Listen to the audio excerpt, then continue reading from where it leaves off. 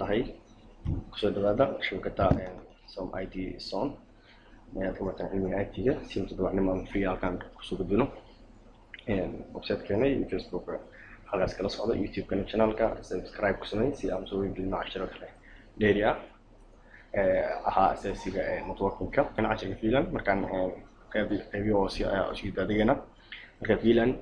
ayaan guda galeynaa. Okay, VLAN maxay yiraahdaa? VLAN is a logical group of network users and source connected to administratively defined ports on a switch. يعني waxa waaye hadda ku soo koobo waxa Ingiriis mesh qoran oo badan ku soo koobo VLAN waxa la yiraahdaa yani in network-aaga aad u qaybiso groupyo oo logical ah. يعني shirkadda way weyn tahay waxay kooban tahay qayb sales ah, qayb HR, qayb kooban tahay IT staff, qayb kooban tahay manager, qayb kooban tahay engineering. marka yani intooda maadaama department ay kala tahay marka adna ay haysto switch yani switch-kan kulli ku xiriirooyin waxa rabaa in switch-yada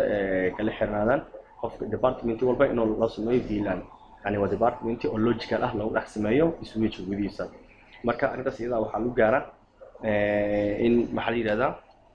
oo switch-ka department walba loo sameeyo marka oo qaab virtual ahaan loo qaybiyo ayaa waxa yiraahdaa VLAN si aan mid kale uusan u galin connection-kiisa ama san computeradaas kale connection ahaan yani uusan u gaarin ayaa la rabaa in loo kala xiro logical ahaan. Okay, VLAN yani waxa waaye implementation cabinet layer 2 oo layer 3 ay ka tirsan yihiin markii OSI model la fiirinayo waa routing technologies waaye to limit in loo yani loo xadido post collision domains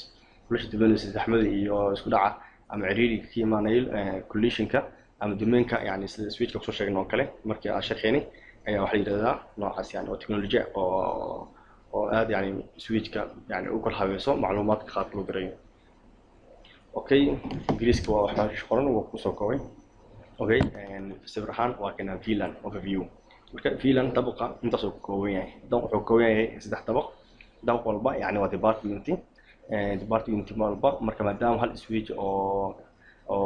backbone ah oo yani hoos yaalo ay kulli wada xiran yihiin lama rabo ninka dabqa koowaad joogo inuu isticmaalo printer-ka yaala dabaqa labaad ama dabaqa saddexaad. marka dabaq walba printer-kiisa u gaarka ah uu leeyahay oo connection share ku ah marka waxa la rabaa in loo kala xadido si aysan yani gaarin. sidoo kale wuxuu ku fiican yahay security ahaan wuxuu ku fiican yahay yani ii sheeg maxaa yiraahdaa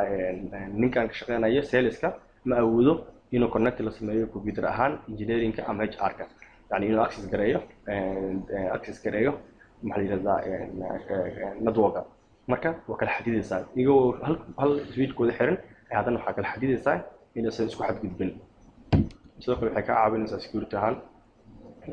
qofka switch-ka portiga uu ku jiro yani ninka HR oo ku jiro portiga 24 ama 23 ku jiro hadduu oo cable ka bixiyo oo geliyo porti kale oo shaqeynaya computer-kiisa maxaa yeelay port security ay ku xirtay oo VLAN ah yani porti kale kuma shaqeynaya nin walba portiga ugu jiro sidoo shaqeynaya oo kaliya hadduu bedelna ma uu shaqeynayo ilaa IT staff-ka yimaadaan yani IT engineers-ka oo wixii kala habeeyaan inta marka security-ga waa caali aad u fiican waaye gaar ahaan Soomaaliya loo fiiriyo shaqaalaha kulli ma akhlaaq fiicna marka waxa laga yaabaa inay hackerayaan system-ka oo maaliyadda inay hackerayaan asoo shaqaale caadi ah marka mana la fahmi karo waa yani hackerka waxa waaye nooca oo interior-ka hackerka oo hacker daaqili ah oo gudaha uu ka sameeyo marka dawladda ka difacdo gudaha oo system-ka qaldo waxa waaye dhibaatada la soo celin jiray. waa security intuu sheegay waa falaadka internet lagu sameeyay network security oo platform-ka yani noocaas aad ku celinaysid oo mid kale soo gaarin ninka waa manager shaqadiisu arkaya ninkan sales-ka ah ma fiirin karo qaybta oo maaliyadda marka noocaas camal iyadoo logic loo celinayo waa marka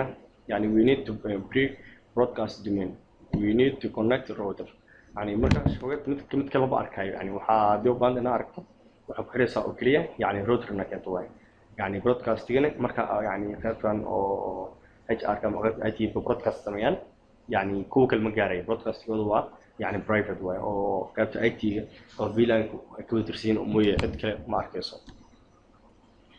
فيلان membership جريتيس وحاسبين بورت اسمه ناس static فيلان فاجرو static فيلان يعني حاسبين support هبل أما بورت رقم خاص مركز رقم اسمه يعني basic port واي أو static يعني VLAN kalena marka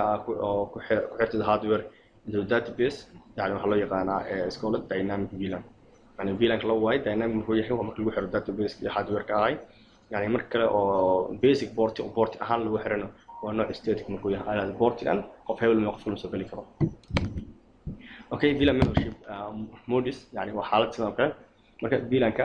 labada switch waxay wada xiriir karaan yani qaab taranki ah tarankigaas waxa waaye waa taranki oo caagi ah plastic lama taranki waa yani virtual oo link ah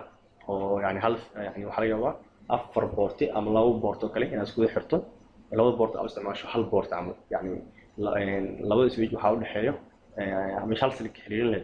aad xiriirinaysaa laba silig waxay noqonaysaa afar yani waxa uu xiriirinaya marka afar boort is arkaya maadaama season loop oo soo dhicin waxa sameynaysaa laba silig meesha uu socdo cable waxa loo isticmaalayaa si qaab hal link ahaan si surcadana loo ziyaadiyo marka yani idoo faahfaahsan kulay waxa ku arki doonaa CCNA iyo CCNB iyo qaybta siska yani network engineering ka galmo static oo iska caadi port aan ugu xirnay dynamic ma taqaana database isku xirayaan way operation ahaan sida sawirka muuqdo redka yani waa VLAN yani waa kuwaas VLAN kan magaca bixisay oo red way qaar black oo bixisay kuwa kale waxa bixisay green marka yani wada xiriirayaan yani ninka IT ka tirsan dabaq hoose jooga iyo IT kan ka tirsan oo jooga dabaq sare يعني وحال ربا ممكن سويتش كود حرمان سي عادي إنه هو استعمالان أصلا يعني هو واحد أو دريم لكن فيلان كود يكون حرمان سي توصل هو مرة ترنكين لينكي لو يعني لينكي أو كيما المحلية هذا سويتش هذا لو اسم بلس كحرايو يعني وحلسنا لو نوع يعني هنا أكسس أحاطه ويعني وبورتيغاس ويا هل في لك بحث صوت لي أكسس يعني عم إنه هذا ترنكي أو هذا oo yani leenka oo laga dhigi karo multiple VLANs oo halkii mar la marsiin karo yani ka dhigi karto isha maxay yiraahdaa dot VLAN ay maras laakiin markuu yahay access-ka waa native VLAN waa hal VLAN oo VLAN ah oo si default ah u yimaado switch walba ama device walba switch ah okay sawirka ku muuqdo access link markuu yahay boortiyada switchada oo calaamadda cagaaran saaran oo xariiqay waxa waaye VLAN interface waaye oo access link ah marka maxay yiraahdaa ii sheeg يعني VLAN ka sport walba يعني waxa waaye each access link port is waxa assign waxa calaamadey to one VLAN يعني mid VLAN gooni ah gali si markaas yani aysan isku dhicin marka waa VLAN 1 VLAN 2 يعني boortiyada soo kala xiriirsa iyo database-yada soo kala gudbayo serverada qaar markaartina aysan arkin oo security caali ah kiribta ama high kiribto ayaa loo isticmaalaa qaybta trunking markana waa kana labo boort ku mid ah labada boort waxay ku sameynaysaa inay u shaqeeyaan si isku mid ah yani waa two ports yani oo two cable ku xiran yani laba switch oo dhaxeeya kadib waxay u shaqeynayaan si boort waxay kam VLAN oo kala duwan ay gudbayaan iyagoo markaas VLAN kala duwan magacyo kala duwan leh bacdin ay ku sameynayso tag okay framing ay jirto so VLAN ka wuxuu sameeyaa yani marka uu dirayo VLAN kala si isku fahmaan ID asmanaysaa oo VLAN 1 iyo VLAN 1 waxay ka tirsan yihiin IT VLAN 2 wuxuu tirsan yahay sales VLAN 3 wuxuu tirsan oo kale يعني qayb kala siin kartaa marka laba switch kala duwan isticmaalayso si labada switch ba si isku mid ah u shaqeeyaan okay waxaa jira two times of framing marka framing signals loo qayb jirto oo inter switch link ISL yiraahdo oo Cisco oo kaliya u qaas ah iyo IEEE 802.1Q oo ah idan oo mid kale oo protocolka caalami ah oo ISO caalamiga ah ay sameysay oo ay mid walba oo switch walba ku shaqeynaya si VLAN kaas u hirgalo waa teknolojiyada cusub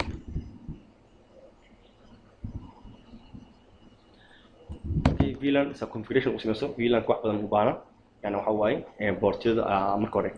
kombiyuutarada waa inaad kala siisaa physical ahaan aad diyaarisaa kombiyuutarada qaar kuwa galaya VLAN 1 iyo VLAN 2 iyo VLAN 3 ku soo kala galayaan inaad diyaariso waaye boortiyada aad geliso kadib markaas boortiyada configuration ku sameyso قسمينس المعتك VLAN creation قسمينس المعتك يعني switch كم كجودشوا switch 1 أو switch 2 لابد من تكشوا قسمينس حق قرصة VLAN 2 يعني name أنيسا ما قاعد بنسى VLAN 3 وحق بنسى name blue access بقى بحري مركز لابد السواء مركز ساعة أو بورت أو يحرو وحتى يسا switch port access VLAN 2 أنيسا بس حاجة يسا interface كا أو port كا فاسي إنترنت 01 port كود دوي هاي حاليا switch port يعني أو شغلنا access أهم مشكلة وين VLAN 2 كشغله أما سويت مكاتب بورتي فوركا سويت بورت أكسس نوع اسمه عنو VLAN 3 هذا marka tarankii caadi laba boort lagu xirto yani switch boort mid noocis taranka dhaado waa caadi dalban q oo ah midkii oo caalami ahaa oo yani IEEE samaysan marka switchada boortyada markay access yahay taranka ay wada xiriiraan marka automatic yahay access uu yahay wuxuu la xiriiri karaa dynamic desirable tarankii caadi isku xiriirayaan yani tarankii markuu taranka way markuu access yahayna waa access yani waxa way qaabka uu xiriiraan way markuu switchka uu yahay access marka access dhahdo laakiin noociisa oo tarankiga uu yahay waxa way ma shaqeynayaan not recommended way ma shaqeynayaan access tarankii marka isma fahmayo waxa isfahmayo tarankii isfahmayo taranka uu yahay laba boort taranka aan isfahmayaan hadduu yani automatic access uu yahay automatic access yahay iyo taranka uu isfahmayaan automatic way wax walba inuu dhageysto jaaru yahay marka noocaas ay shaqeeyaan marka switch gudihiisa gasho yani tiraahdo show VLAN ID namekiisa qortay marka inta dhahdo wuxuu ku soo bandhigayaa defaultiga aslan wuxuu ku madaa active intaan port wuxuu ku xiriin default caadi waaye laakiin VLAN 2 iyo VLAN 51 iyo VLAN 52 waa active waa labadooda wili port lagu xirin portin wuxuu u baahan yahay كيف عادي مسويج كاسيسك اللي قال بدينيس marka ka cabsan Cisco waxa ku bardona season M ka gaarno insha Allah VLAN faa'iideysa waxa kamid ah waxyaabo liidada VTP protocol VTP waa domain yani waxa way domain way oo ku sameeynaya synchronize inuu ku sameeyo VLAN iska yani VLAN qab cusub VLAN cusub ziyaaday yani isla socdaan way markii tiro switch ah ishkad weynta enterprise tahay markii oo switchada isku xiriireen switch cusub ku soo biiro inuu synchronize ku sameeyaa oo ku update gareysa VLAN hore u jirin oo shaqeeyaan VLAN cusub kabacdi waxa waaye VTP domain ku sameeysa oo yani ah kulli inuu maamulayo kull VLANada kala duwan VTP wuxuu kala laba nooc VTP waxa waaye nooc server ah iyo calent iyo transparent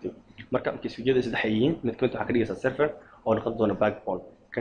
mid waxa xiriirta calent labada kale calent xiriirta ama xiriirta transparent labadooda